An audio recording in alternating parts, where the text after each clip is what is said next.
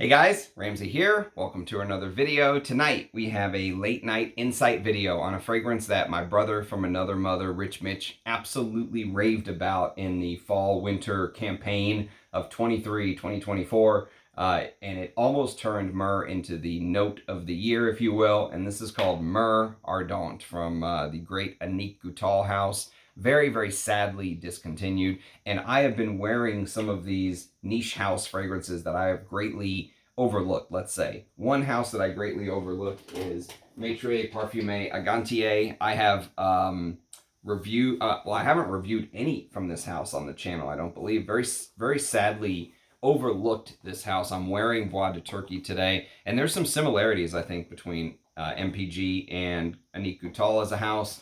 Annick Goutal is another house that I think has been heavily overlooked on the channel. So we're going to talk about Myrrhe Ardente today. It's kind of a first impression video, early impression video.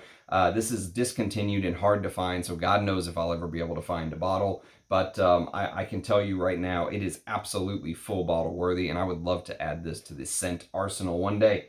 Just a reference myrrh fragrance. Beautiful myrrh. Okay, so before we get into that, though, a quick unboxing, if you will. And this is a brand. I just pulled out the box actually a second ago because I didn't want to fumble with trying to cut it open and waste time and all that stuff on just a quick hit video. But it's from the house of Kashti, which I reviewed one of their fragrances very recently called Amrithu Bindu, I believe. Let me pull it up so I can give you the exact name. It was called Amritha Bindu. And so that was an Attar. I reviewed it on the channel. You can check it out. I created an entire Attar playlist. So things like Civet Bomb Attar by Isabelle Doyen, which I reviewed a week or two ago, is in that Attar playlist. The Sultan Pasha Attars. And these Attars that he sent me will be in there. So there's some new ones. One is called Rose Ambra. And this is actually so new it doesn't even have the entire label yet. So Rose Ambra is one. It's also not on Parfumo yet, so I can't give you the notes. The other one is Attar Akhzar, which, again, no clue on the notes, but sometimes with these Attars you can see the grains of musk floating around inside of there, or the ambergris pieces.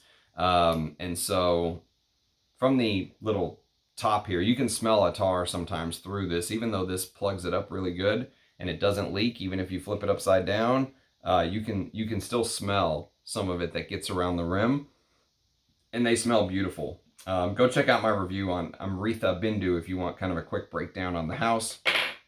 Another one that he sent me is called Bustaan by Kashti. Of course, these are all Kashti Attars. This one almost has this honeyed syrup look, and you can really see the grains and stuff on the bottom of the bottle here. There you go, look at that. Just a ton of sediment, and I'll be interested in getting to know these. And then the two that do have a label that he sent me, one is called Santal Musk, which I assume is sandalwood and musk, but I believe this one actually is on the list I saw, if I'm not mistaken. Yes, Santal Musk is on here, and it's listed as having 3 notes: sandalwood, Mysore sandalwood, musk, and ambergris. And if you're not familiar with the House of Kashti, their whole spiel is that they are 100% natural. So 100% natural. Nothing that's not natural goes into these perfumes. Very tough to do natural perfumery, and I think it works best in Attar. So I'll be interested to try these and talk about them on the channel. And then the last one he sent me is called Mastan. Mastan, Mastan. I think these go for maybe like 130, 120 or 130, if I'm not mistaken. Somewhere around there. So Mastan smells amazing from the cap, by the way. And I think this one is just smelling from the cap. I think this one's the favorite. So I can't say a favorite without actually wearing them. But Mastan came out in 2023. It was ambergris, civet, Mysore sandalwood, and you add the oud and the rose. So definitely right up my alley as far as an Attar goes. And I thought these were very well made from what I sniffed. And maybe the coolest thing he sent me that I've never smelled before on its own are this little bad boy right here. These are, if you can see, these are real musk grains. So these are little real musk grains inside of here. I don't know if you'll be able to really see, but there you go. Look at that. Those are actual musk grains, and it smells divine. There's almost something, I've smelled a lot of real musk in fragrances thanks to houses like Akhzar and Arise L'Adore and stuff like that, you know, really taking my journey on a completely different trajectory. But I've never had the chance to smell real musk grains like this before. And you know, they almost smell pastel in color, like you took the musk that I am expecting to smell and you just like made a Crayola crayon out of it and you can just color with it. It's so diffusive in a way. Just you can just take this top off and smell it. Yeah, I mean, you can almost get the slight chocolatey nuances, but there's almost something crayon-like smell. So it's like a crayon chocolate with those animalic, pissy, bloody aspects of real musk that are so just also heavenly in smell. It's like, you know, it's almost fluffy, cloudy, fluffy, but also slightly animalic. So beautiful. Such a beautiful smell. So this is awesome. What a gift. So thank you, my friend. Thank you. Okay. So let's talk about Myrrhe Ardente by Annick Goutal. And it's funny because wearing the Maitre Parfumé Gantier today, I feel like there's a lot of similarities between these two houses. They're both kind of old school niche houses that do perfumery well. So if the way I was talking with Rich about it today is if you're somebody who goes after the big, bold Spirit of Dubai, Arabic style scents, these old school niche houses may not impress you that much because they go with amazing blending, amazing ideas, and amazing ingredients, okay? They're blended to perfection, but it really truly is fine French perfumery. That's really what these smell like. And so Myrrhe Ardente opens to me. I've got a fresh spray here, by the way, right before I started the video, and I have a 6-hour dry down here. So I've at least got to experience most of the main meat and potatoes of the dry down. But again, this is a first early impression, so just take that with a grain of salt. But it opens up, have you ever had like a wooden box? Like I pulled this out from my drawer. It's old cigar box, and this is old. This is really old. So old that you can't even hardly smell the cigars that were left in here. It's almost like you're smelling the wood with just slight remnants of the cigars from long, long ago, right? So long ago, you really can only smell remnants. It's like a decade ago, right? But the wood somehow smells like it absorbed it. Okay, like maybe during a drunken night of too many cigars and too many drinks, you spilled a little bit of cognac inside of the box.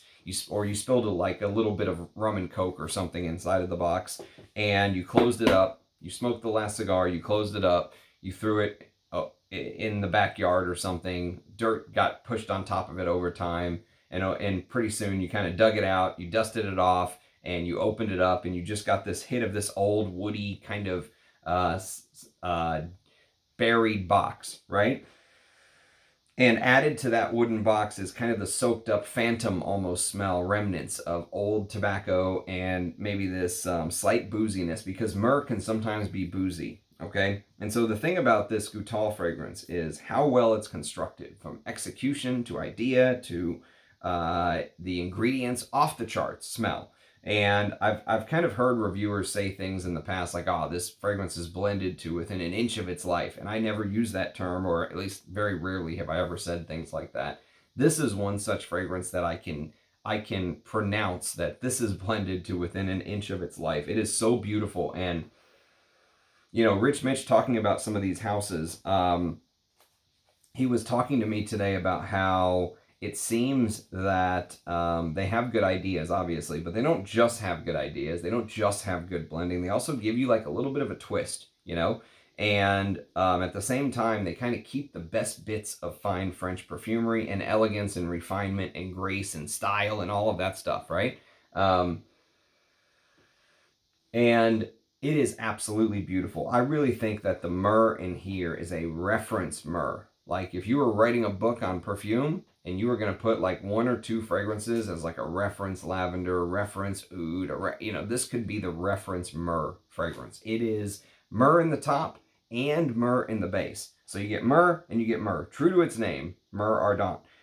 And so you get it both in the top and the base. And I think it's one of the fragrances that you can almost use as like a study guide for myrrh, because the myrrh here, it's almost like Goutal slices it open and just presents the myrrh to you as almost like a dissected frog when you were in, high school or something. You're studying the myrrh. You've got your monocle on, you're studying the myrrh, and you're slicing it open, looking for defects, smelling it, getting different angles, seeing how the light catches it in certain scenarios, and it is beautiful. I mean, I'm not going to lie. It is absolutely beautiful, and the myrrh here is sticky.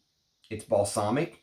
In the opening, especially the first hour or 2, I would say, you get a little more of the beeswax hitting. So the beeswax adds a little bit more heft and depth, and it adds a slight animalic note to the top, and there's a little bit of an animalic note in the base, which we'll talk about later on. But it's not like civet animalic or castoreum animalic. The myrrh is doing the heavy lifting. This is a myrrh fragrance to me. And it's resinous. The myrrh is very resinous, and the myrrh retains some of that fungal woody quality. That's why I was using maybe this woody box as like an example, because imagine burying it and then digging it up and getting some of that earthy hit, the old earth. Maybe some mushrooms grew around where the box was buried, and you get this slight fungal quality to myrrh, slight licorice quality as well to myrrh from time to time. And so there's almost like this earthy undertow to this that that one thing I noticed as the fragrance dries, especially the 1 to 2 hour mark, is it begins to turn smoky. And so it's almost like there's a wisp of frankincense in here, especially into the dry down. But there is no frankincense. There's not a frankincense note listed. There's myrrh in the top, beeswax and guaiac wood in the heart, with more myrrh in the base, benzoin and tonka bean, okay? And so what's interesting about it is if you take the word ardente, ardente literally means this sort of blazing, burning passion, right? And it's funny because if you take the word blazing or burning, you could maybe literally use that to describe an incense or a frankincense-like note. But I think the way that I read Myrrhe Ardente, this is almost like a burning, like a passionate desire to create the ultimate myrrh fragrance. I read it a little bit more, not as literal, okay? So I don't have the literal definition, but it does work because there is this frankincense note that appears. But what's so crazy about it is, like I said, there's no incense, there's no frankincense. So it really feels like the smokiness that you're getting is coming from the myrrh. This is showing you all aspects of the myrrh. Like you're slicing it like a surgeon, and you get these different cross sections of the myrrh. And you get the earthiness, you get the woodiness, you get the fungal quality, you get the smokiness, you get all of these different aspects, the licorice-like quality. And it's just like you're slicing it and you're just presenting it to a class, and it's almost like you took this, they call it a thurible, if I'm not mistaken. And a thurible is this kind of device which a priest holds, and they walk up and down the aisle and they kind of disperse incense, right? So imagine you took that and you buried it next to your box, okay? And out from underneath the ground, you notice that smoke starts literally rising out from under the ground because the incense is still burning after you buried it, right? And so there's something about kind of being burned by all of the earth and being transformed by the smell of smoke. Imagine as the smoke is literally sort of trying to escape the ground, right? Trying to escape the earthiness. It's almost like it's being trapped and filtered by that myrrh. And so whenever you take the myrrh, as you're the professor of this class, and you take your scalpel and you cut it lengthwise and you present this myrrh resin to the class, one of those cross sections just feels like incense, as you're presenting your find, your beautiful myrrh.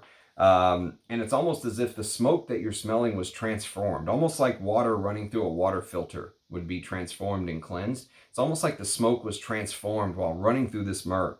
And just imagine the myrrh giving off this slight odor of phenol, which is almost like a naturally sweet smelling tar smell. Okay, so just imagine the myrrh, slightly resinous, slightly balsamic, slightly fungal, slightly earthy, very prominent in this scent. Okay, so slightly sweet as well. Myrrh adds a general sweetness. It's a resin basically, so it adds a general sweetness. And when you smell things like the tonka bean in the base, okay, or the benzoin, Gaiac wood, kind of something very similar. Gaiac wood also has this phenolic-like smell, but the Gaiac wood here, I think, adds to literally the woody feeling of this. I think it's a big part of the scent. I think Gaiac wood is a big part of the scent, but it just adds to this general woodiness. It never gets in the way of the myrrh being the star of the show. And so myrrh can give off these woody qualities as well by themselves, but the notes outside of the myrrh are, I would just call, supporting cas, okay? So the notes are supporting cas. And the myrrh filters everything through it, okay? So the myrrh is literally the water filter of this scent, and you don't drink anything, you don't smell anything without going through that myrrh. And it's absolutely stunning. For a first impression, I mean, this goes right onto the full bottle worthy list. And with the myrrh being the star of the show, it is a stunning fragrance. And you know, Rich Mitch and I have very similar tastes, and very rarely do we disagree on something like this. And as soon as I smelled this, and Bois de Turkey by MPEG today, by the way, I was like, you know what? He is 100% spot on. His hyping this up was absolutely called for. I understand why he was so passionate about trying to hunt down some of these older bottles. So deep into the dry down, something interesting happens, because I mentioned the beeswax can be slightly animalic, and beeswax can have animalic qualities. I reviewed a fragrance by Serge Luton called Miel de Bois, which is unbelievable. One of the best honey fragrances I've ever smelled, but it is a little bit of a fresher take on honey, and honey can go in all these different qualities. I'd urge you to go watch my Miel de Bois by Serge Luton review if you want to learn a little bit about a honey scent. I also reviewed Boss Number One, which is my personal favorite honey scent from the 80s.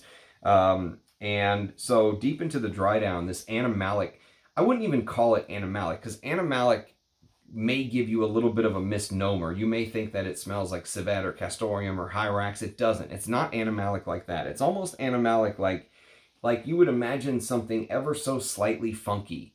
You know, I talked about in fragrances like Yatagan, where sometimes you feel like leaves can kind of act as a way to kind of hold moisture and bacteria in. If there's a big fall of leaves and then it rains and it's wet and no one comes along and sweeps them right, and then you move those leaves out of the way after months of, let's say, they're sitting there, they're wet and compacted, and you get this hit of like dirty earthiness that has been covered up, you know?